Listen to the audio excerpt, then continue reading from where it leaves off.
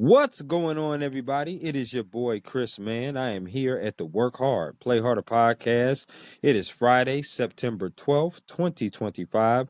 My name is Chris Drummond. I am a freelance sports reporter based out of upstate New York here and proprietor of this podcast, Work Hard, Play Harder, which brings individuals on to talk about their why and get to know them outside of their occupation.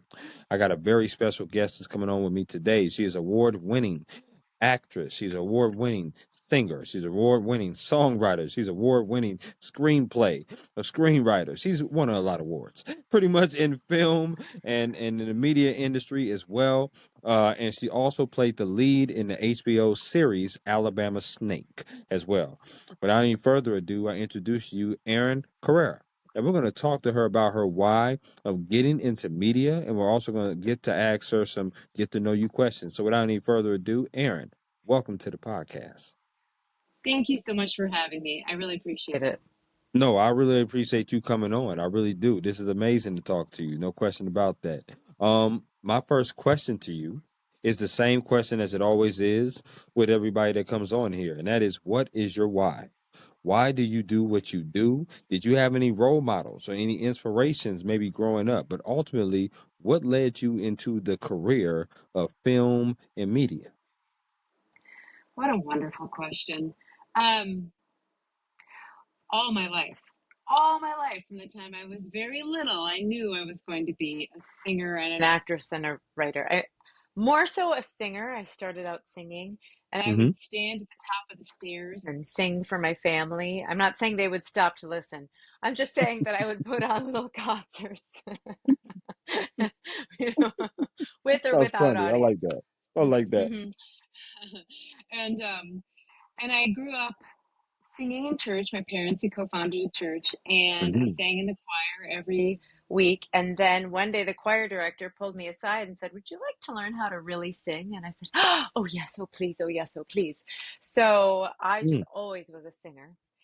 But I've also been writing as long as I can remember. And the reasons why, from when I was little, was just because I loved it and I wanted to do it and I needed to express myself and I had such big thoughts and feelings. And as I grew a little older and became professional, it became very much about a dedication to a lifelong dream. And now, as a grown woman, I keep doing it because I realize, A, I've never been able to do anything else. Like, I've never really been able to I've not really tried to quit, but every once in a while I think, gosh, what am I doing with my life here? And then I Sure. go, oh, Sure. yeah, right? You're doing your God-given talents. You're doing the things that you dedicated your life to. But Right. more so, I decided for myself that I want my life to be of service to humanity through love and of service to love and through my gifts and talents. And so if that means writing books, writing screenplays, ghost writing for somebody, singing in a cabaret, a recording, whatever that looks like, as long as I'm of service to love and the values that I hold dear in my heart, then I feel like I'm kind of the luckiest gal on the planet. Absolutely. Right. And that's amazing that you knew from a very early age that this is what you wanted to do. Because it differentiates with a lot of different people. Sometimes they fall into it. Sometimes they just know from a very early age. I love that. As you were talking and giving that eloquent soliloquy about your why, which I love, I could not help but to gaze into your eyes. That eye color of yours is absolutely beautiful. It's amazing. I don't know what color it is. I was going to ask you, what color is that? I don't really have an answer either. Thank you for the compliment. I, Yeah. on my driver's license, it's listed as blue, but I think they're Mm, kind of blue gray. My uncle had very gray eyes, and the truth okay. is, Chris, my eyes kind of change color depending on what my hair color is, what am I wearing, what color lipstick, so they all go anywhere from gray to kind of greenish. Yeah. Okay. I appreciate that answer. I really do. Now, you grew up in a small town in Minnesota, which is crazy because that's exactly where I came from prior to coming here. Now, I was in Southwest Minnesota. Mhm. And Southwest Minnesota. So I don't know if you ever know of the town called Marshall. Marshall, I sure Minnesota. do. Yes, So I you do. do. Okay, so that's the Yeah. town that I was living in. Which that town is very small. That's where I actually did my sports reporting in as well. They had the Marshall Independent there. So I was covering high schools and colleges and different things of that nature, along with some professional sports as well. What small town did you grow up in Minnesota? Sure. So I grew up in a town called Sauk Rapids, Minnesota. So for anyone who's never been to Minnesota, a lot of the city names and names in general are Native American names, right? Yep. Yep. So Sauk, as in the Sauk tribe of Native Americans, Sauk. And Yep. make the differentiation because so often people are like, really? Socks? Like the socks on your feet? And I'm always like, no, not Right, right, right. quite. That's for sure. I So, love that. Okay. right? But yeah, no, I've definitely been to Marshall many times. In fact, right now I am working on a film. It's two-thirds filmed. I'm an actor in this film, and we're filming it in Southwest Minnesota. We've been Wow. filming in Granite Falls, Sacred Heart, Minnesota, so kind of near Marshall, sort of. So kind of your old stomping grounds a little bit. So Absolutely. it might, Granite Falls about 30 yeah, minutes away. So yeah, right. absolutely. No question. Okay. What's that film called? That film is called Kitchen Fire. So we filmed two-thirds of Mhm. it, and we have one-third left that we're going to finish this fall. Oh my goodness. I would love to see that. I would love to even come to the premiere of that. If there's going to be a premiere, that would be amazing. We Awesome. I'll definitely let you going to please do. We definitely going to keep in touch for that one. We talked about it before. You went to the University of Minnesota, Twin Cities, out there in Minneapolis. I want to know, were there any other schools that you were considering going to other than the University of Minnesota? And if so, what were they? know. Well, yes, and in fact, there are many other schools that I went to because I had kind of I don't want to call it a troubled youth, but I guess that's probably the best terminology for it. Hmm. In high school, I did very well. I applied to a lot of colleges. My dream school was NYU, but I Mm. also got into the University of Minnesota, which I did get into. I got into USC. I got into St. Olaf College, also in Minnesota. Yep. Um, but and I'm totally cool talking about this. When I was a kid, I had eating disorder trouble, and my mother was like, "Please don't go too far away where I can't keep my eyes on you." Right. And I listened to her. So in the end, was it the right choice? Was it the wrong choice? It was so long ago now, Chris, that it's not that it doesn't matter, but it's kind of like funny because years later, like when I moved to Los Angeles, the woman who became my best girlfriend went to NYU at the same time I would have gone there. And so we would Wow. have been classmates. So it's sort of like, you know, serendipity, the divine, Hmm. whatever you want to call it, put us together anyway.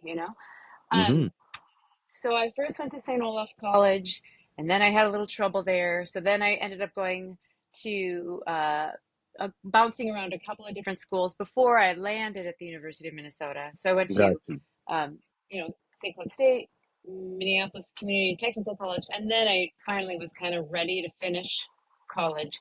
I went to Sure. the University of Minnesota, and I really liked the University of Minnesota. It Hmm. was a wonderful experience. I was finally kind of ready as a human person to finish, but I still didn't do it normally. Like I was in this band and we were touring around, and so I would Wow. like I know. So I would be taking like some of my courses, this was long enough ago. This was almost 20 years ago now, or just 21 years ago now.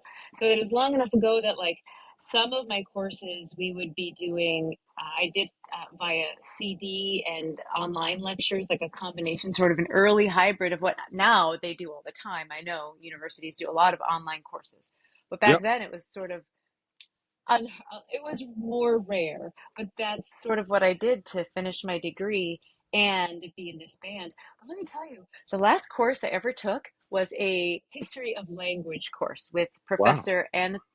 Professor, I think his name is Anatoly Lieberman. I'm not sure if he's still with us because he was elderly then, but he Right. was wonderful. And I had the courses recorded, and the whole band I was like, "Do you guys mind?" Like we were driving up to the UP at one point, the Upper Peninsula of Michigan. And I was like, "Do you guys mind if we just listen to my course so I can get my homework done?" And they were like, "Uh." And then we started listening and they got into it. And they started Hmm. taking the course with me. So we were all learning all about the Wow. history of Look at language that. together. Yeah. Okay. That's Yeah. pretty sweet. That's pretty sweet. Now let me ask you this, because are you a musical person? Do you Oh, like like as musicals? in, I do like musicals, yes. Okay, so the reason why I asked that is because if I wasn't doing sports reporting, Aaron, I probably would be doing theater. And the reason why is theater is, yeah, because theater is definitely my second love. No question about that. I took drama in high school. I acted in Les Miserables in high school. And yeah, I did four different parts. So I was, yeah. Yeah, I was four different parts. I was the prisoner scene, which is the opening scene, the look down. I had the Drink With Me solo, if you remember that, the Drink With Me solo. Um, and then I had the Do You Hear the People Singing the dun dun dun dun dun. And it was that. I had the ending. That's kind of like the ending. Sorry if anybody's gonna watch that. But yeah, that's sort of the end of what Les Miserables is about the French Revolution. Give me your top three musicals if you could choose them, and I'll give you mine. Okay, to be in or to watch, because those are two different things, you know. Give me both. Why not both? All right, so because my number one favorite musical theater song of all time is Trouble in River City from The Music Man, which is, of course, sung by The Music Man. So I have done Marion the Librarian, which is Hmm. great, but I want to be the con artist. I want to be the guy because it's such a fun song, you know? Right, right. Um, and I like musicals of all eras. So like I love Hamilton and I would have loved to have been in Hamilton, but I Yeah, also that is such a groundbreaking show in so many ways. You know, I know that it does take off a little bit where Stephen Sondheim, you know, also is working, but like just to really bring like the music that we hear on the radio also into musical theater feels really important. And I know now we do a absolutely, lot, but absolutely. and if you think about the old school musicals, like the 50s, 60s musicals, those songs were songs people would have heard on the radio too, right? Like I love Right. Guys and Dolls. Now I've played both Adelaide and Sarah. I know it's crazy, but I've played both roles in that musical. Not the same show, I'm about to but two say, I different was times. like, wow, wow, that would have been amazing for you to do that. That would have Oh, been geez. hilarious. A new take on this Absolutely. musical. She's actually the same woman having a mental breakdown. No, Right? I was like, man, that is crazy. But go ahead, go ahead. I digress.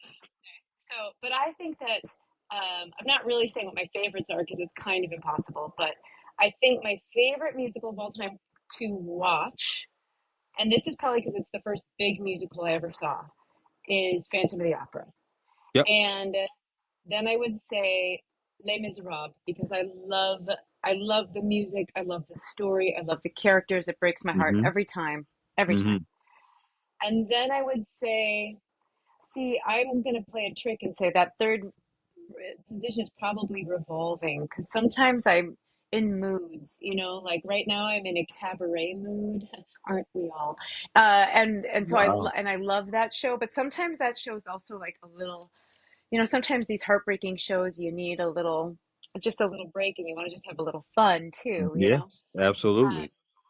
In which case, I will say the roles that I would love to play now that I'm getting like I'm moving from one casting into another, right? So, Mm-hmm. I would love to be in. Okay, I haven't heard any of the music, but Cyndi Lauper is writing the music for a musical theater version of Working Girl. And I would love to play the boss character, not the main girl, but if you've ever seen the movie, it's Sigourney Weaver, and she's like the evil Mm-hmm. boss. Yep. I would love to play that role because I'm like, I want to play evil characters. I don't know why. Yeah, I was gonna ask you, like, why? You have such an angelic face. Like, why do you want to play evil characters? Thank you. That might be why. Because it's like, you know, Mm. as I always played, like when I was young, I was always, well, I was often playing the Spitfires too, though. Like I did play Eliza Doolittle in My Fair Lady, and Mm-hmm. she's not, she's an ingenue, but she's got, you know, she's got spirit, you know, she's Mm-hmm. indomitable. So it's like, I really like that. When I grow up, I would love to play Mama Rose and Gypsy. I don't know if you saw Audra McDonald. Mm-hmm. I didn't get to see her do the show, but I got to watch the Tonys and like, oh my God, she's so amazing. She's so great in that. And then I Absolutely. would love, right?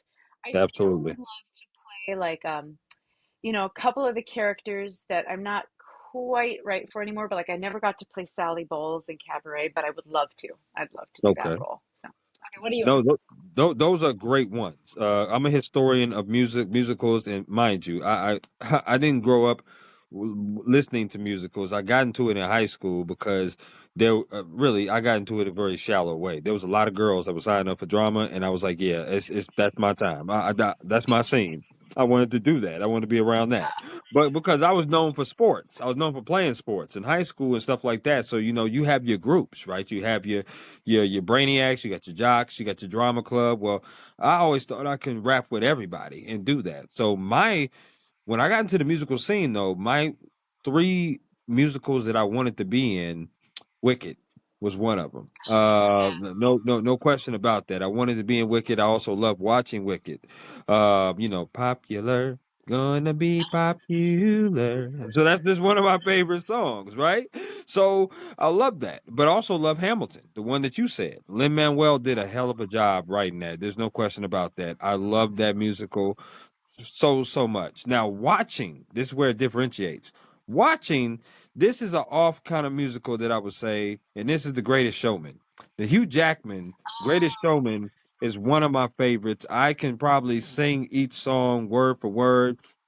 Even the Tightrope song. The Yeah. Tightrope. Yeah, that one was whew, that one was very well sung by her in that movie. No question about that. But I would say my all-time favorite musical, if I had to pick one and you twisted my arm, would be Hairspray. Oh, Hairspray is fun. definitely it. Hairspray is definitely it. That's the one where I'm bopping around, I'm dancing around. Good morning, Baltimore. I mean, when that comes on, I'm focused on the TV, right? I'm super focused. But then I'm also focused with the ending of the song. Without love, you can't stop the beat. It's just a really upbeat kind of song. So I could probably bore you to death with musicals because the honorable mentions is probably Rent, Yep. Sick, a Yeah. musical named Six, definitely Annie, no question. Huge Uh-huh. Annie, huge Mamma Mia person. Uh-huh.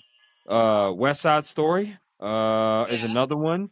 So I love just for me watching musicals. I love people who are very talented who are on stage, who are performing, because it's very hard to do. And I admire people that can do that because not only is it hard, but you got all eyes on you when you're on the stage. And you're singing, you're not only acting, but you're also singing notes. And that's very difficult to do. And I admire people that can do it on key. And, Yeah. and I just love seeing their life. Yeah, it's beautiful. Hey, what do you think of? I sometimes like to talk about the weird musicals because when I was a kid, I was in Annie, and then the next summer we did Oliver. And as an adult, I recently Mm, had the request for a birthday party to sing As Long as He Needs Me, which is the song that Nancy sings about her boyfriend Bill. right, Okay, now I'll try to keep this PG-13, but for anyone who has never seen this musical, Oliver, it's about a group of kids who learn how to be pickpockets and thieves on the streets of London, Victorian England. right. They're run by a guy named Fagin, who's kind of like the mastermind criminal for the Hmm. thieves. Hmm. And Nancy is a lady of the evening, and her boyfriend Bill is abusive. And the whole musical is about these kids. And I'm thinking, what's the logic?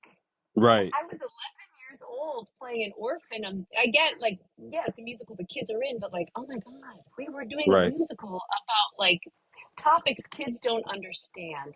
right. Usually, one hopes, right? Like, what? Absolutely. If I ever get a chance to be an extra in like a theater version or a play or something like that, whether it be locally or in a big time city, I would love to do that. But just to get the experience, to experience how that is, especially in a musical, because for me, I just adore watching it. I adore being around talented people like that, like yourself. It's just amazing. It really is, and it's to me is something different. It's different than just, being an actress in a movie. Like when you're doing a musical, again, you are hitting notes, you're giving it your all, you get really passionately into it. And some of these musicals are very heart wrenching, heart like just really like emotional. And then some of them are just really very lighthearted and also very cookie cutter, like make you smile and do that. So I'm really a huge musical person. Like I said, if sports wasn't my occupation, theater would be. That's for sure. Well, who knows? Maybe you'll have an act two at some point, and you'll start doing some musical theater too, or maybe a sports musical. Hmm. So why not? That'd be amazing. That would be amazing. That's awesome. I love that. I want to ask you, Aaron, some favorite questions. And you give me the 411 off the rip based upon these favorite questions. Okay, so here we go. Okay. Favorite meal you like to cook?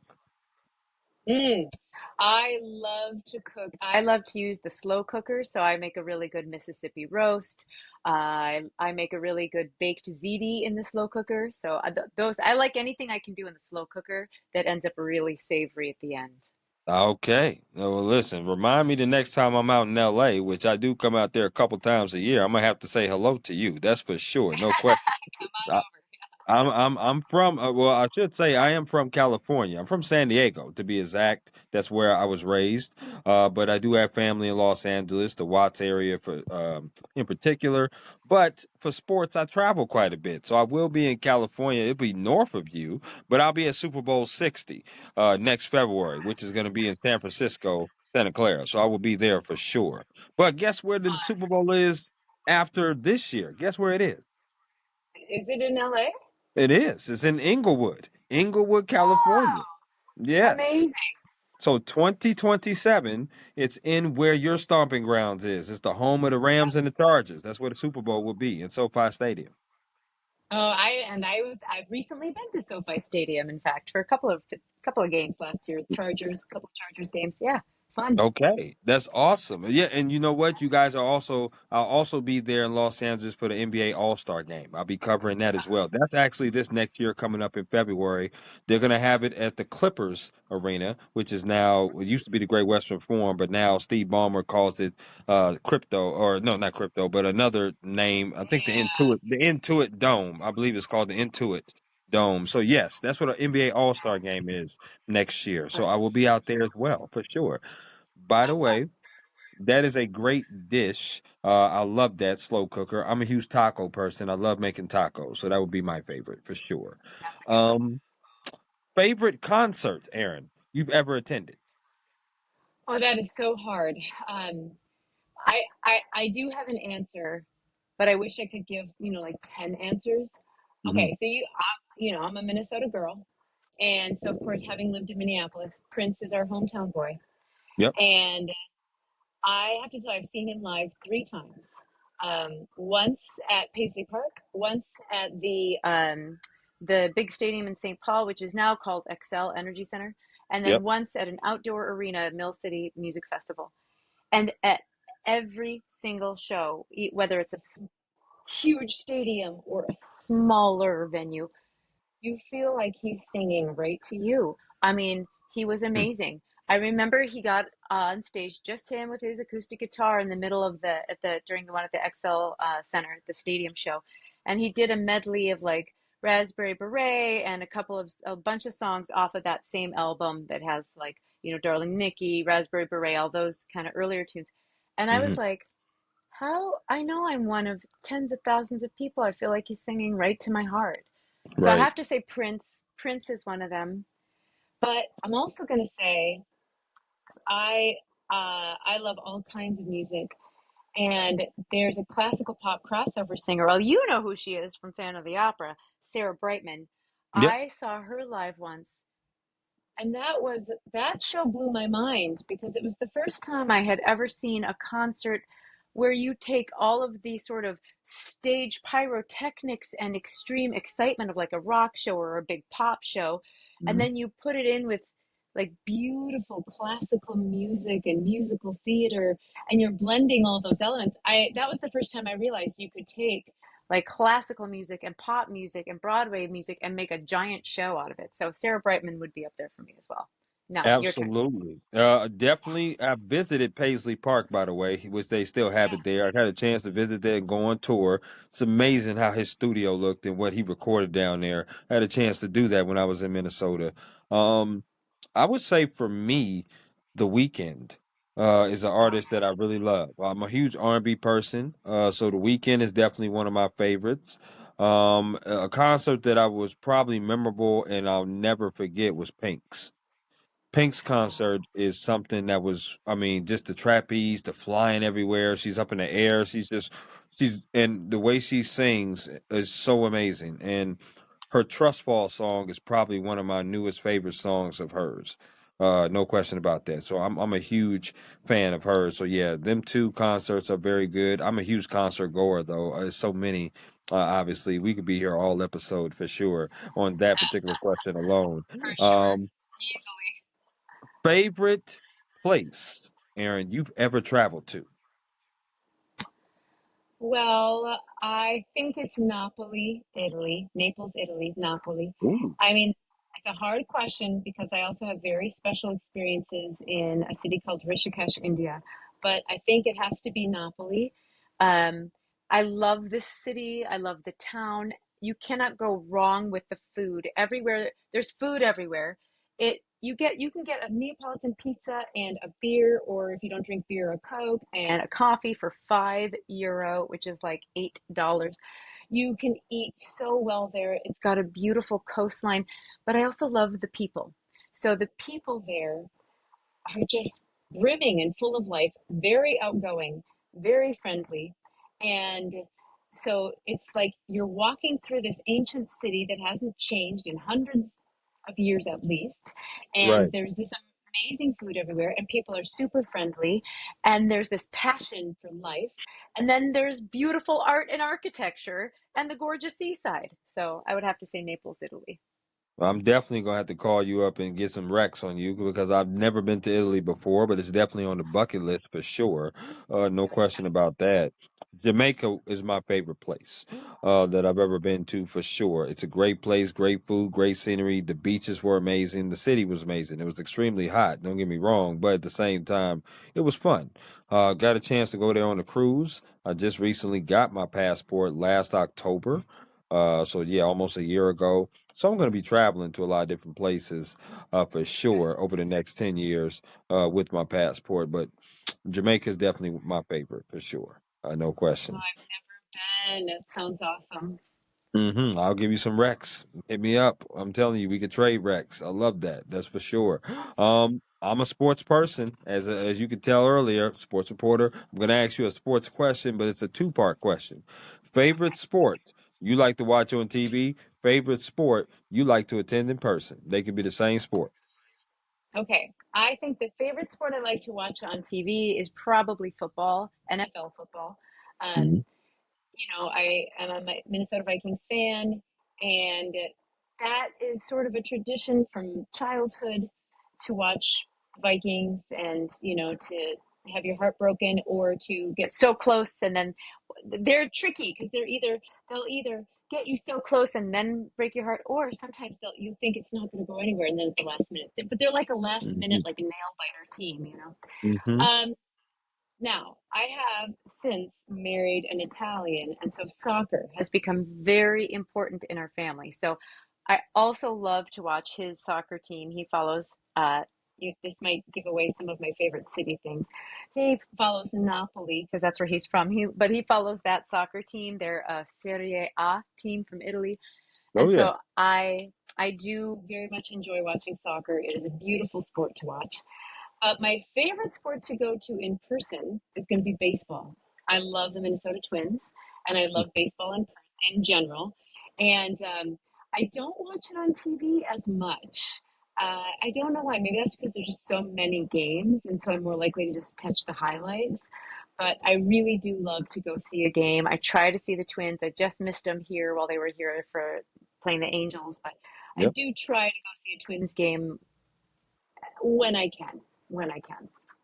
For sure, no question. I mean, they're the least expensive ticket to get for baseball seats. I mean, for sure, trying to buy that, especially in Los Angeles. There's no question about that. Los Angeles, those Laker tickets, Clipper tickets, Charger tickets, Ram tickets are up there. There's no question about that. So I would say my favorite sport to watch on TV, I agree with you, is football.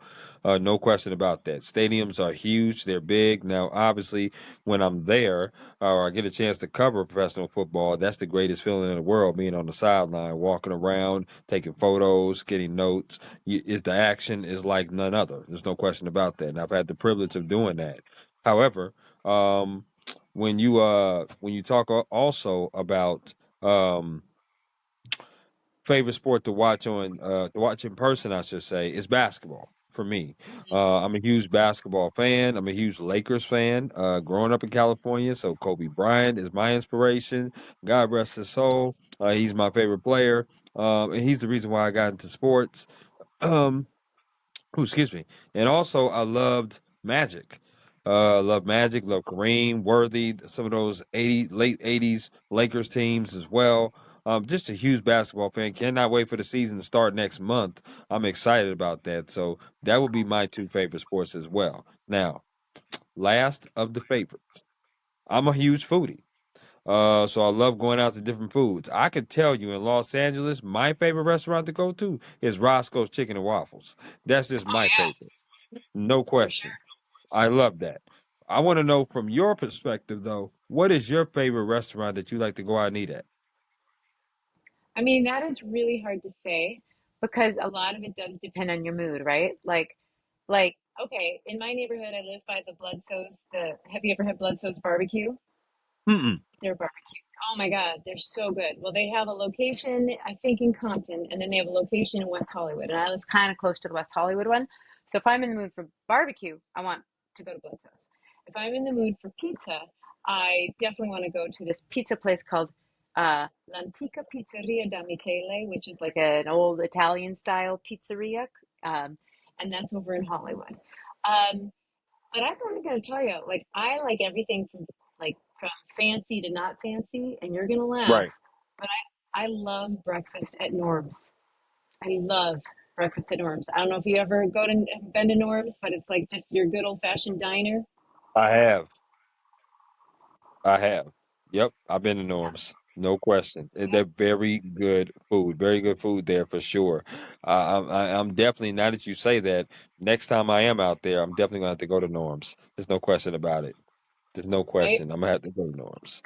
Okay, that's what's up. You got some very good taste, girl. I like that. You have some very good taste. Yeah, Thank let's talk about your day to day. Okay, because obviously, as you wear many different hats, from being a screenplay writer, from being a singer, a songwriter, and just being an actress as well, right? So, just wearing many different hats in the film industry. What is a day to day like? Like, how many auditions do you normally try to do a day, or a week, I should say? What kind of things do you normally work on as far as scripts? Like, are you working on scripts all throughout the week or throughout the day? What kind of things are you doing in the media space on a day to day basis, like a day to day operations? Well, every day is very unique, usually. Um, and my day definitely it starts early. I usually get up like at 6. And every you didn't ask this, but every day I get up and I work out. I make sure I get a workout in, and I get that done early and out of the way because then I'm off to the races.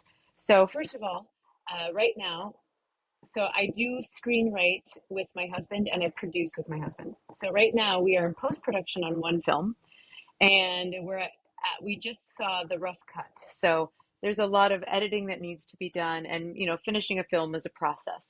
So we on that we just finished taking notes, getting notes off to the editors, and we are working on getting a little bit of the rest of the funding to finish it in place. It's been promised to us, but we Sure. haven't seen it yet. So, there's the game of getting financing and getting fundraising, and Absolutely.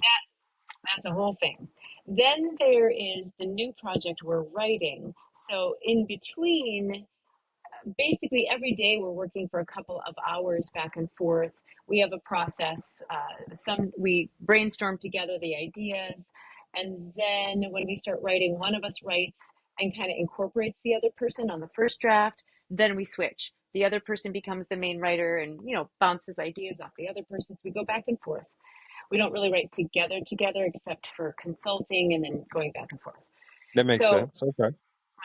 so, for example, today I got up early. I had a bunch of, I did my workout. I had a bunch of phone calls kind of off the bat for another project that I am considering producing, being brought on board as a producer. Then we were writing. Then I had to do some phone calls and some paperwork related to post production, so some boring stuff, but very necessary. Right. And then I started working on some strategy, social media and marketing strategy. So, a lot of my life is like, because I wear all the hats, is making sure I have strategy in place. Then I got to rehearse. So I sing in a cabaret every month, and we do, it's called classic.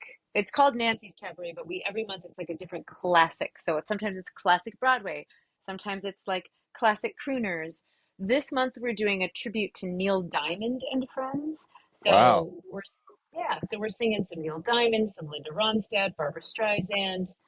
Trying to think of who else, but those are kind of the main. Oh, and Rod Stewart. I don't know how Rod Stewart, if they're friends or Ooh, whatever, but you got some yeah, hits. Mm. right? He sure does.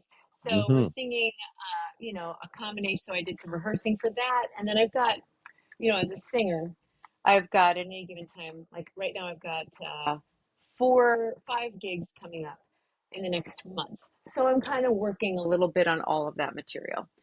Um, Auditions have been a little slow lately. I don't know if you've heard about the state of the industry, but it's been a little rough for a lot of people. No, I Yeah, ever between COVID and then the writer's strike and then the actor's strike, production in LA has not picked up the way it used to be. Now I know there's a little production in Atlanta is kind of a little bit healthier. Production in Chicago, I hear, is coming back. There are a lot of reasons why, but there have just been fewer auditions. Now, I am very grateful. I did book a job with MTV and Paramount Plus this year uh, for a show called In Bloom. And okay. I was on an episode. Yep, I was on an episode called Water Angel. You can find it on YouTube or Paramount Plus. And then I did get to act, in 2 films this year. Um, but that is because of me hustling and knowing people, getting called because I know the producer has me called in for the audition, or it's I have an awesome manager and an awesome agent, but they've been slow with auditions for a while. So normally before COVID, you want to audition 3 times a week if you can, because the more you audition, the more your chances of booking, right? But right now, I think we're all kind of like, hey, any audition at all would be great.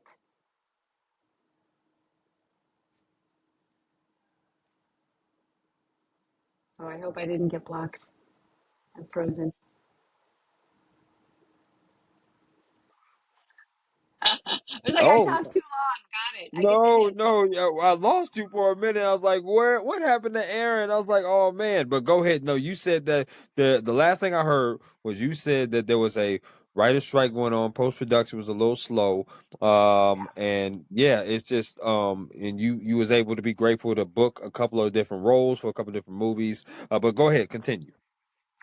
Yeah, so like normal years, I would say getting like 3 auditions a week would be great. You want to audition as much as possible because the more auditions you have, the more chances you have of booking. But right now, I'm like, I'll take not any audition, but like I'll take a lot of. I'm interested in a lot of auditions. That would be. I would love to get. It's been a minute since I've had an audition, so. Uh, Mm, it doesn't mean you don't act. So, you still as an actor, I'm always trying to at least have something going. And okay. that might be, even just reading a play, that might be working on a monologue, that might be doing a course, that might be, because I am producing now, and in addition to being a screenwriter, I'm also producing. So, some of the stuff I produce, there's a role for me and sometimes there's not. But I'm trying to make sure I get, when it makes sense that there are roles for me. Absolutely. Now, I want to kind of ask this bonus question for you because you said that you had some singing gigs. Now, what type of places do you normally sing at? Are these like maybe lounges? Are these nightclubs? Are these bars, casinos? Like where do you sing at? So currently, my gigs are generally, I do a cabaret every month, which is at a restaurant in Orange County. Mm, And then I also sing. I'm about to get into my busy season. My busy season is the holidays and then Valentine's Day. Because a lot of the kind of singing I do these days is a little bit like pop meets Broadway. I'm also classically trained, so I can do that. So, for example, one of the cool singing jobs I have is I sing the national anthem for the Ferrari Challenge, the car wow. races in Sonoma. Yeah, Yeah. um, because I can sing in Italian and English, so I do both national anthems. I have a gig, a recording job. I'm going to Italy in a couple weeks, and I'll have a recording job while I'm there with a Mm, composer who does like classical pop crossover, sort of like the Sarah Brightman stuff we were talking about before. yeah. And then, yeah, that which is cool. And then I am joining a cover band of like 80s songs. So it's going to be everything from like, you know, Cyndi Lauper to Irene Cara to Pat Benatar to Blondie to, like a little bit of especially high energy dance hits, that kind of stuff. And I, it's not like I never saw myself in a cover band per se, but this band is so fun because the musicians are so great and the music is really fun. So I'm excited about joining this band, and we'll see. The goal for that is, corporate gigs, uh, fairs, casinos, like you're talking about. So I'll sing anywhere. I love I've that. got my little sound system. I'll show up. I'll sing. I love that. No, that's wonderful, Aaron. It's wonderful to hear. It's a great segue to this next question that I have for you, and that's work-life balance and mental health. A lot of times in the industry of media, journalism, film, all the above, people's mental health gets affected in a plethora of ways, and people have to step away from the industry because their mental health is affected. I've seen it with journalists. I'm sure you've seen it in your industry as well. People have also stepped away because of work-life balance. I don't think you can never have it 100%. But people try to get it as close as they possibly can. I just say you just have to deal with the cards that you're dealt. Everybody's dealt different cards. Everybody has different situations going on. You are many hats as far as occupational wise in the media industry. You do a lot of different things, but you're also a wife as well. You're a daughter, and as well. You have family. I'm not sure if you have kids, but you maybe a mom as well. If not, then that's fine too. But you also need air and time as well. So the whole point of me saying that is I want to know, how do you keep your mental health strong, but also still have that work life balance? Because you seem like a wonderful woman to be around. Obviously, I wouldn't mind being around you and being befriending you, but you also seem very busy and serious about your craft as you should be. This is such a great question. And I have to say the idea of work-life balance, I agree with you. I don't know if you can have it all. Um, First and foremost, I don't have kids, and I think that makes a difference. And that's a whole other conversation. I love being auntie, and I did want kids for a long time, but it is when you have kids, I've seen it with my siblings who have kids, and I've seen it with my friends who have kids. Your life very much becomes about those kids, right? And in my opinion, as it should. If you can afford help, great, more power to you. Right. Some of my friends who are artists, like one of my girlfriends, she ended up taking uh, a leave of absence from acting because she didn't really quit. She just sort of said, I'm only gonna do jobs that pay enough to justify paying for a babysitter, Mhm. and I'm not gonna pursue it at the same level. And then her son became like an older teenager, and then she said, "Okay, now I'm ready to go back." And it worked out great for her because then she wrote, she did new headshots. She wrote a letter to all of her casting contacts saying, "You may not remember me. I took, 15 years to go raise my son. Now he's a teenager. He's, in high school. He doesn't need me as much." So there's ways around it like that. Um, but I do think for me, Because yes, I am a very active. I love being auntie. I do. I love being auntie to my nieces and nephews because I love them all so much. And I think for me, it's about priorities, right? Like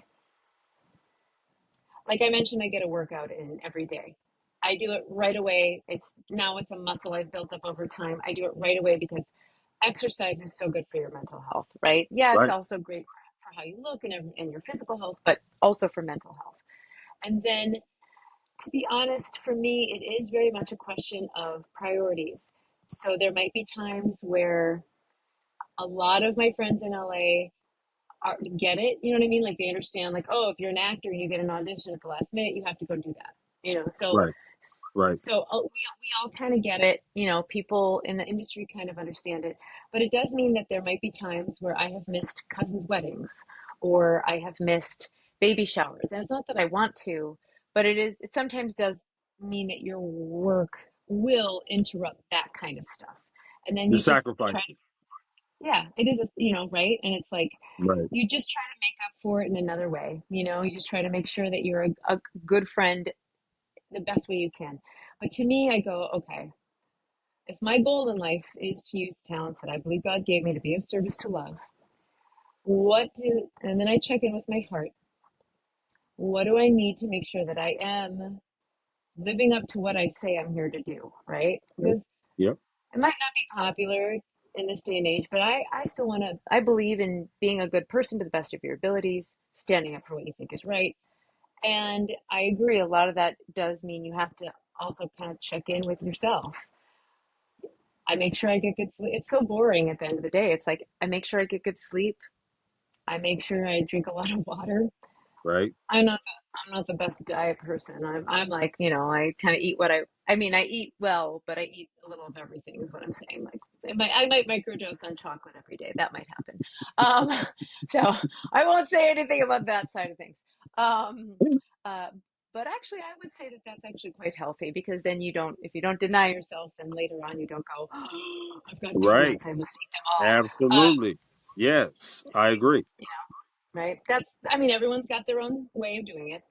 Um, and I think then it comes down to like, yeah, you have to learn how to say no to some things. You have to learn how to say, like, no, Sundays now are my rest days. I don't work Sundays. I do sometimes sing at a cabaret on Sundays, but like unless it's a really big money job, I don't do that. I have to have my time with my guy and with myself, and I make sure that that's, like, for example, holidays. I used to always take gigs and never be with family, and now I Right. say no. There has to be a minimum number. Like, okay, sure. Let's say um, someone wants to hire me for a very, very high rate that it feels like that would be very valuable to accept, then I'll sing at your New Year's Eve party. That's great. But otherwise, no, I want to be with my family. So, I have to have my boundaries, is what I'm saying. Yeah, absolutely. It's listen, I love that answer. I really do. And you said the key word there, which is boundaries. I think people have to set those very early. Everybody's boundary is different again, but you have to know what yours are and be confident in setting them. It's a question worth asking because there's a lot of people that sometimes get a misconception about being in media and being in journalism. Journalism is a 365 days a year type of job, no matter what genre you do. And the same thing with media and film. Film media, you don't get, it's not just certain days you get off. When you attach yourself to a film or a TV show or a series or whatever it may be, you're contractually obligated to be there through if it's holidays or whatever it is. You can't just say, I want to take Christmas off. Like that's just not how it goes. And the same thing with journalism. You can't take all the holidays off. You can take maybe one, but you'll have to probably differentiate and with your colleagues on which one to take, and that's very tough for people to do because they want to be with their families. And I totally understand that, but people have to understand the A side and the B side. You just explained it pretty much. Listen, it's slow at times with roles. There's a lot of actors and actresses, especially out there in Los Angeles and California. Everybody's trying to make their big break. Everybody's trying to be able to get on as an actor or actress, or in some capable fashion, I should say, with the media industry. But I really do think it's just sometimes a misconception of how things are, because people want to get into this for the wrong reasons. Like they'll see you, like on Alabama Snake, acting and think that, man, you must have it made, and Mm. it's not. That's not really the case at all. Yeah, I actually think that for most people, unless you're like a Marvel star, which is awesome, right?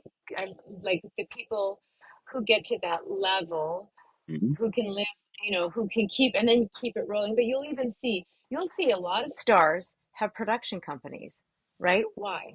Well, if you think about Claire Danes, I love Claire Danes, and she was in Homeland, one of my favorite shows of like the teens, right? Although I guess it went into maybe 2020, 2021. But I remember seeing an interview with her where she said she started her production company because I don't know if you all saw when she played Temple Grandin and she won like the Golden Globe for that. And she said after that, 2 years went by, she didn't get an offer. 2 years after she won the award. Right. And that because we can come up with reasons why she was like now she was in her early 30s, and that can be a historically a time for women where like certain roles are going to go away, and then some women graduate to other roles, some women come into their own, but you know how Hollywood is. I mean Absolutely. Hollywood can be about age, and especially with women. Right. So she started her production company, and I say thank God she did, because because she developed Homeland, which had originally been a series in Israel. She Right. developed a version for here, and I love that show. I love that show. I think that show is so brilliant, and I'm glad she did. But also, it's not just her. Emma Stone, Leonardo DiCaprio, Will Smith, right? All these folks get to a certain level and they start production companies partially to develop projects for themselves, right? So Mhm. I figure, yes, they have a lot more zeros probably in the number in their checking account than I have. Sure. But if Sure. why not me, right? Why not also me? But yeah, I do think that there's going to be cycles, right? Like I've watched friends who've had extreme success, and then all of a sudden they start going down a little, and then there's this panic, and that's hard to take too. And then I've had friends have success in the industry and then get to a certain point where they haven't worked in 5 years, and so they decide they're going to go become, one person became like a wellness coach. You know what I mean? And they were lucky they could segue some of their fame into like wellness coaching, and Right. it became a huge passion for her. This one friend I'm thinking of, and she loved it. And she said, actually, I don't even need acting anymore. I really like what I'm doing here. But, that's everyone's going to have their own path. Absolutely. And another great segue to this question, which is advice. What is some advice that you would give maybe a recent graduate, or maybe a younger person, or maybe somebody who's just who's severely interested, I should say, in being an actor or actress or being in the film industry? What kind of advice would you give that individual? Well, I would start with your question. What is your why? Okay. Because if you know your why, I think everyone should explore first and foremost. But if you know your why and what you can be happy with, that will help you go a long way. And I say it like this: some actors um, become actors because they want to be super famous. Right. Well, you might be better served becoming an influencer in this day and age. And it's not, if you want to be very famous as an actor, that is a very difficult road. And it's going to be easier if you've got a parent in the industry, if you're a Nepo baby, or if you've got, which some of our greatest actors are Nepo babies. So I'm not, whatever. Hey, you Right. do whatever you got to Right. do, right? Or if Right. you've got like if you've got tools at your disposal. But if your goal is just the fame, I mean, there's a lot of ways to be famous for a lot of different things. So it's like, think about your why. But if you're like, no, no, no, I need to be famous for a craft, then I would say, think about your why. What is it that you think fame is going to give you as an actor? Because if it's like, I get it, it would give you choice of roles and the opportunity to play the kind of roles you want to play rather than just do like single lines on a sitcom once every year. then become also a producer, right? Start thinking about like, how can I just get started? You don't have to think about producing a series right off the bat. Just think about what could I just produce right now, like a short Right. film or, some cool acting related TikTok things, whatever. And then I would say,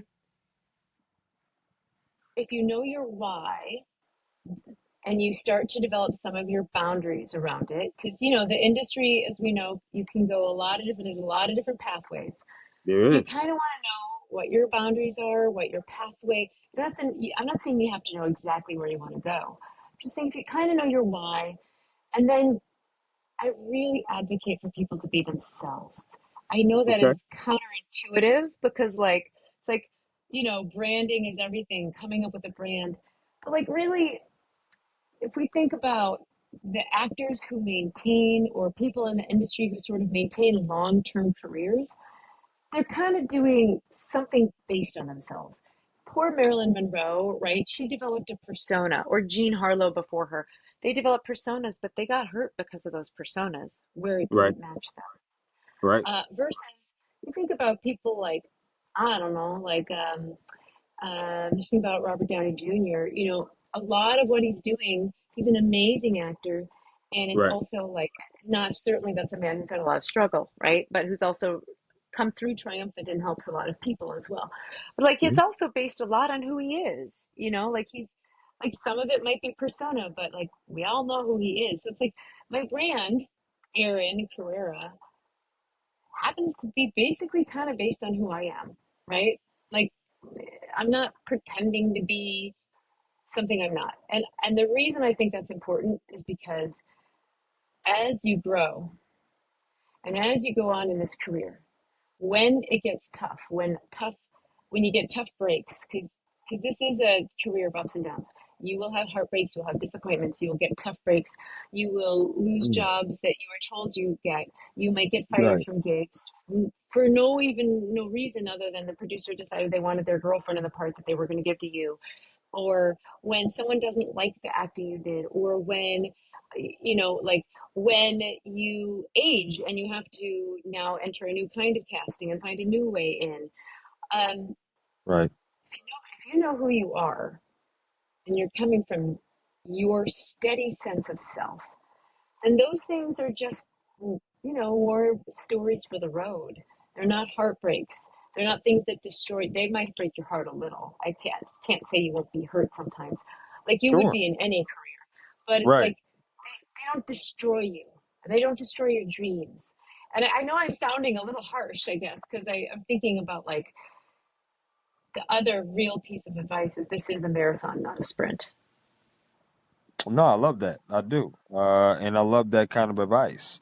It's always comforting when you get advice from somebody that's been in the industry that kind of knows what's going on. Because people sometimes they get very hungry, but they also get very envious. They want to start to duplicate what others are doing because they see the success that others are having. But it can also go another way as well. There's people can get very discouraged because you do hear a lot of no's. You're not getting the opportunities as well. So I always tell people that want to be in any kind of journalism or media kind of space to one, keep going.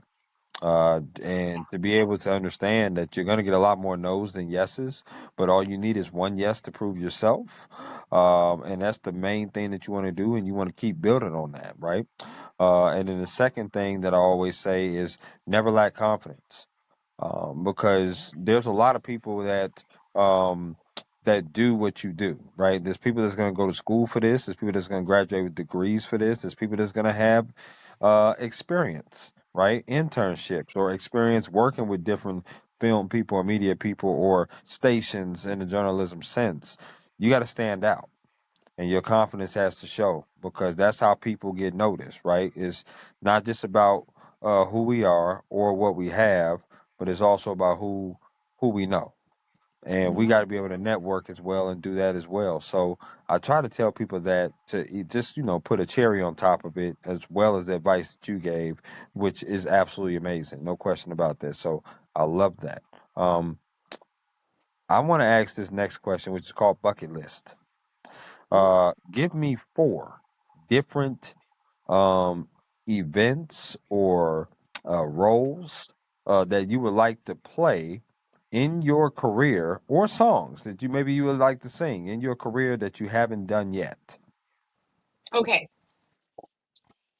number one, and I Hmm. am kind of working on it, is I would love to do a one woman show on or just off Broadway. Wow. And my number one, I don't know if you've ever seen Whoopi Goldberg's one woman show. It's called Whoopi. It's on HBO Max for anyone who's never seen it. But I'm going to tell you, it's brilliant. It's brilliant. It's like also another hero of mine in that space is John Leguizamo. Oh wow, Brilliant. great So actor. I, great actor, right? So I would love to do a one woman show on Broadway. I mean, I'd love to do being on Broadway is definitely on my bucket list. Like one of my all time dreams is to be on Okay, Broadway. I like that. But also particularly for my one woman show. Um, let's see. So that's number one. Number two, um, this isn't a career. Does it have to be career related or no? 'Cause No, it doesn't have to be. Just four things in general that you would like to do okay, in your career or life that you haven't done.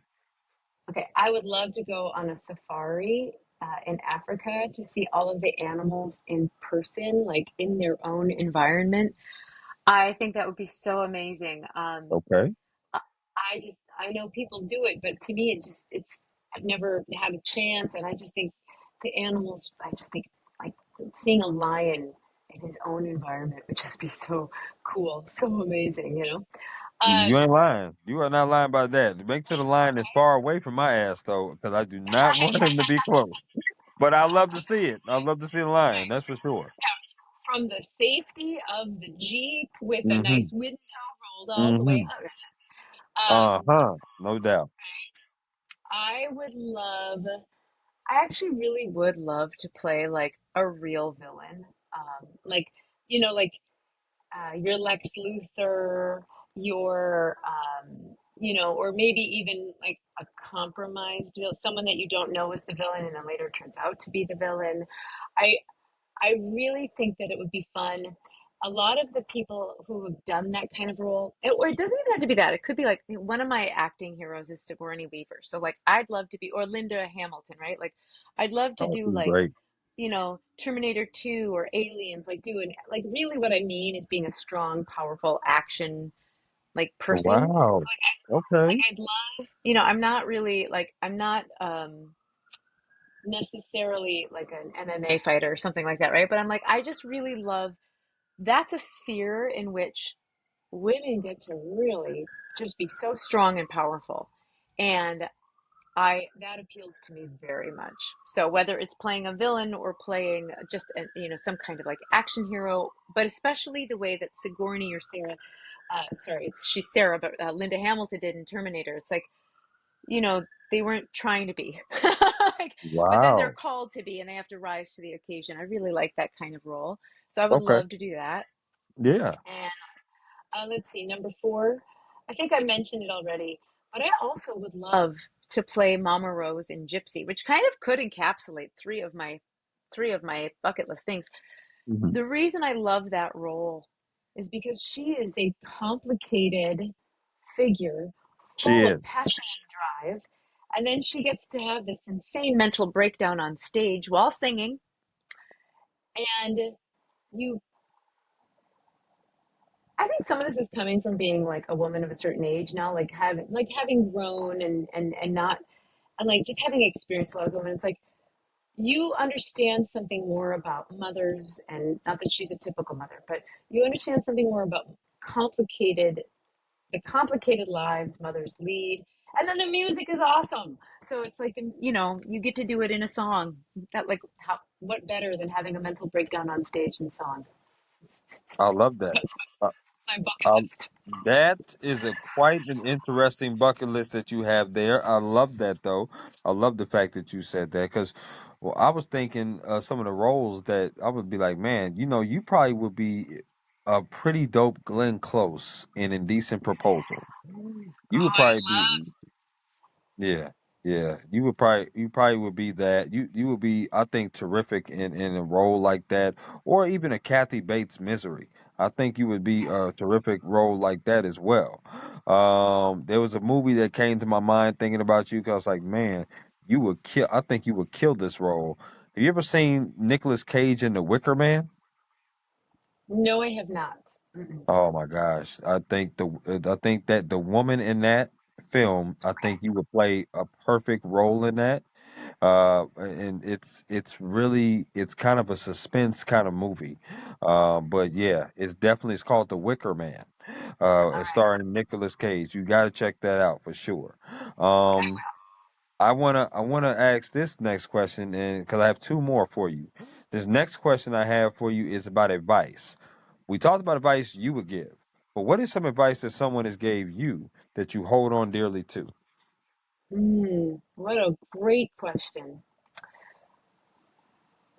So one piece of advice that I actually didn't receive, but I watched a long form interview with Robin Williams. May he rest in peace.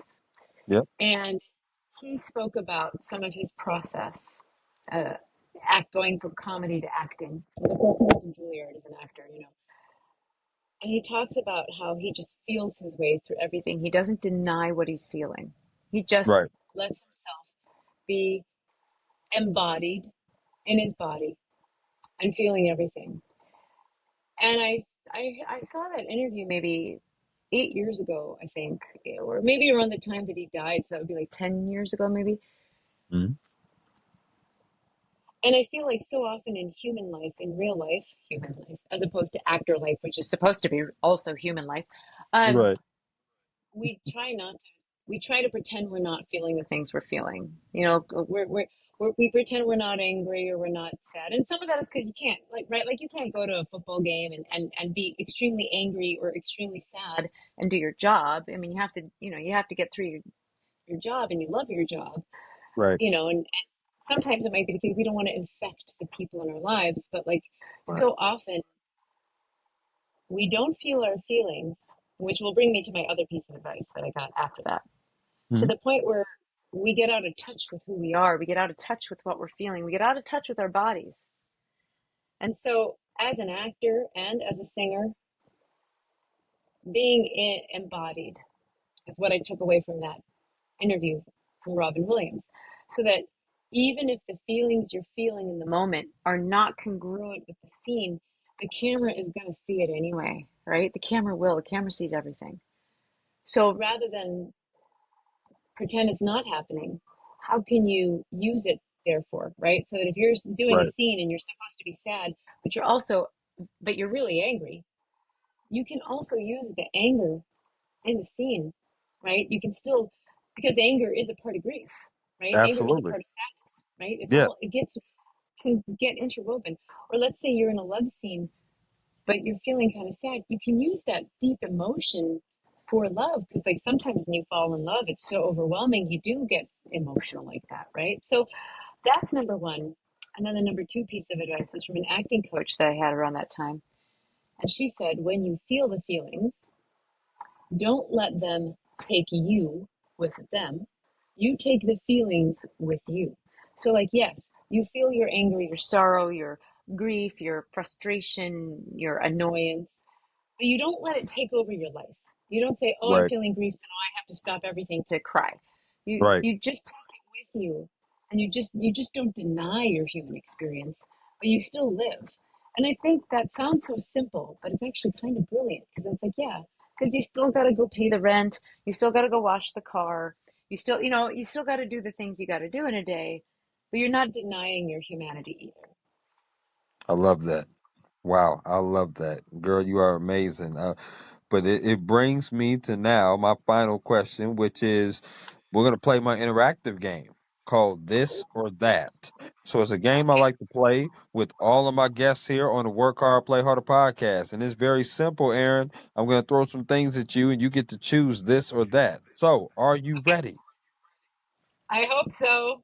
All right, here we go. The first question is if you had to sit down and eat at one of these two restaurants, Which restaurant would you rather eat at? Denny's or IHOP? IHOP. I like it. I like it. Okay, here we go. If you had to choose a flavor to put on a chicken wing out of these two flavors, which one would you choose? Barbecue or lemon pepper? Barbecue. Do you like your wings wet or dry? Wet. Do you like your wings bone in or boneless? Bone in. So you like to get messy with it. I do. That's what I'm talking about, girl. Damn it. That's what I'm talking about, Aaron. Girl, a virtual high five. I love it. I love that. That's amazing. I love that. Here we go. These next four have to do with music concerts that you rather attend. Okay. So, first concert. Which music concert would you rather go see? Would you rather go see the Rolling Stones or would you rather go see Aerosmith? Oh God. No, that's impossible. But I have to go with the Rolling Stones. Can't listen. I can't get no satisfaction. I mean, Mick Jagger, you cannot go wrong with that for sure. I love that. Okay, which music concert would you rather go see? Would you rather go see Tom Petty and the Heartbreakers or the Eagles? The Eagles. Hey, they came out. What was that song that just came out with? Well, they didn't just come out with it, but I just heard it. I think it's called Seven Bridges Road. With the Eagles.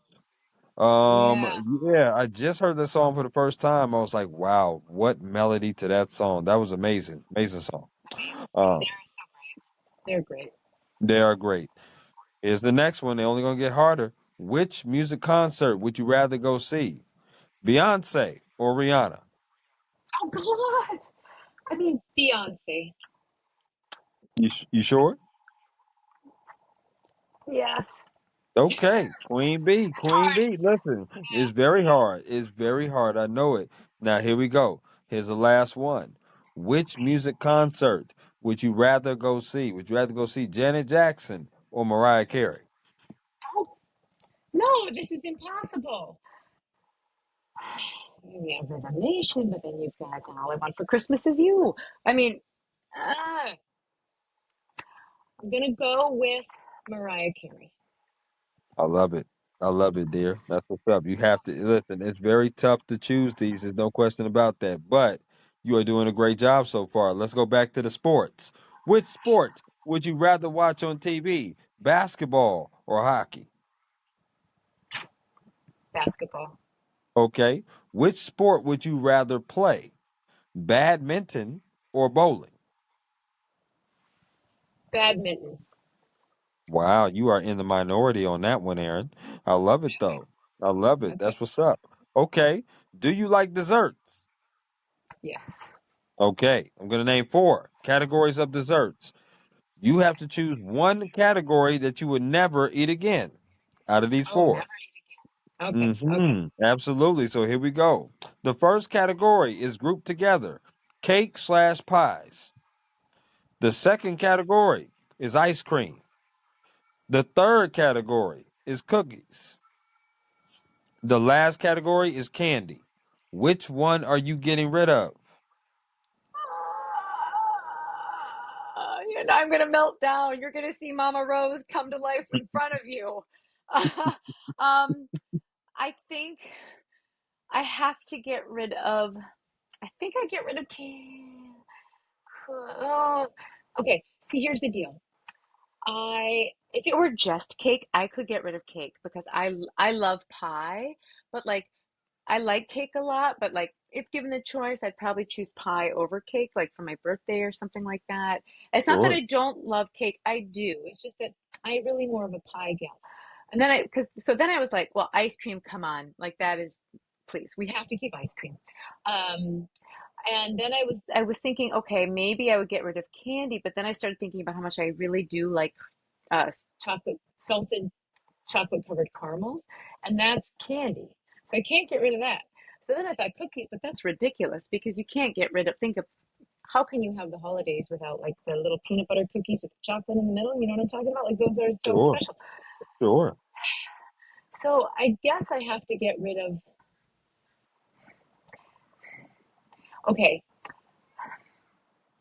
I guess this is an impossible question. No, this is an Yeah. impossible. This is a. I would This is a almost call it very, a very Sophie's hard choice. question I'm seeing, Aaron. This is very hard. I think, and there's a method to my madness. Okay. I think I'm going to get rid of. No, I was going to say, I think I'm going to get rid of cookies because then you can kind of get that experience a little bit with pie, kind of. Like you could have like Okay. a little mini pie. But no, I just I think I can't do that. Okay. And then I'm thinking if I get rid of ice cream, can I cheat and have ice cream cake? Can I do that? I'm going to say yes, I can. So I'm going to get rid of ice cream because then I can sneak it in with ice cream cake. I'm going to do that. Okay. I'm going to do that. So what? Okay, so I'm getting rid of ice Okay. I like that. I like that mentality. What is your favorite cookie? My favorite cookie is definitely my mother's, and it's got to be hers.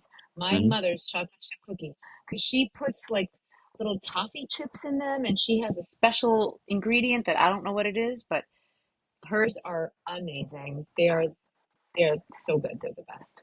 Okay. Now, do you like potato chips? To be honest, I do eat them, but I'm not a fiend.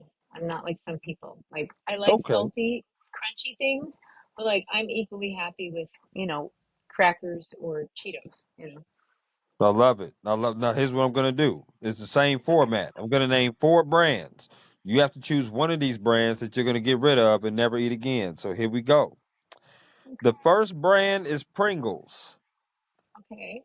The next brand is Lay's. The Okay. next brand is Doritos. Mm. The last brand is Ruffles. Which one are you getting rid of? Well, we are not getting rid of Doritos, first and foremost. That Okay. just feels sacrilegious. Um, Number two, Ruffles have ridges. We can't get rid of Ruffles because they have I'm ridges, with you on that. I'm with you. and they're fun. Um, which brings us to Pringles versus Lay's, and I think I I feel people might argue with me, but I feel Lay's has more flavor Mm, and I like popping open a bag more than I like popping open a can. So I'm gonna get rid of Pringles, even though it pains me to do it. I right. think you can I think you can get everything you're looking for anyway from a bag of Lay's. I love What do that. you think? Now, you don't have to name the other three, Aaron, but I want to know what is your favorite chip to eat? If you have one bag to choose and you know that you're going to tear that bag up, what is your favorite chip to eat? I mean, Cool Ranch Doritos, classic. I love it. I love it. That's what's up. And you did damn good on this or that. And this has been an absolutely terrific talk about your why, your purpose, what you do, who you are, great advice, and also have learned some things about you along the way. Obviously, I am a new fan of yours. We are definitely going to stay in touch. I want to say thank you for hopping on my podcast and being a part of it. I think you're absolutely amazing, but I'm not breaking news by saying that. I'm sure many people feel the same way about you as they should. Please tell me in my final question to you, is there anything else you would like to add about yourself, the job, anything at all, anything maybe coming up that you're doing before we conclude? I just want to say thank you again for having me on. It has been a real pleasure. You're very fun and very friendly and a wonderful podcast host in Thank person. you. Thank you. Um, yeah, very enjoyable. And also, I would say that, you know, the things that I have coming up, I'll have a couple films coming out next year. So maybe I can keep in touch with you. Yeah. But keep your eyes open, folks, for films called Time Zero, Kitchen Fire, and Shut Eye. Those are films that I'll have coming up, but not until next year. So I guess I should, not get people excited about movies that aren't out yet. But they should Well, see. I would also like to say I'm very proud of the work we did on In Bloom for MTV and Paramount Plus, and the episode is called Water Angel. And I do want to give a trigger warning because it is about reproductive health and a woman who uh, I don't want to give away any spoilers, but it might be triggering to people who've gone through reproductive health problems. Um, and I play the antagonist role, but I'm very proud of the work and the message of that episode. So thank you for letting me plug it. No, absolutely. And I thank you for again allocating your time to me, Aaron, for being on my podcast. I want you to enjoy the rest of your Friday evening and also your weekend. You and I will most certainly be in touch. Sounds great. Thanks again. No problem. Ciao.